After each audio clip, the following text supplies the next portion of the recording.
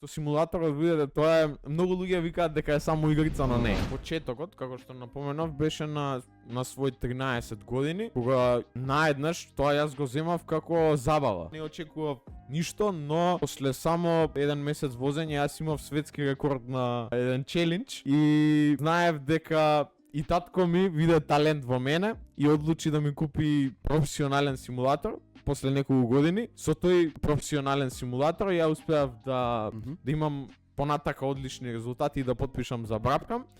И со тој талент и тоа искуство, затоа што симулаторот, видите, тоа е многу луѓе викаат дека е само игрица, но не. Моите успеси, не ќе да звучам егоистично, на моите успеси не се, бидејќи тоа е само игрица. Јас научив како да возам на симулатор, сум многу прецизен бидејќи го имам тој симулатор и многу тренинг имам. Секој ден јас возам по 3 до 4 часа и е 90%, јас би рекол дека е 90% исто како во реалноста. Е единственото нешто што не се осеќа е брзината и ге силата, што се огромен фактор нормално, но можам да се адаптирам во моментот. Бидејќи тоа е многу реалистично, јас сега ќе се натпреварувам во Формула 4.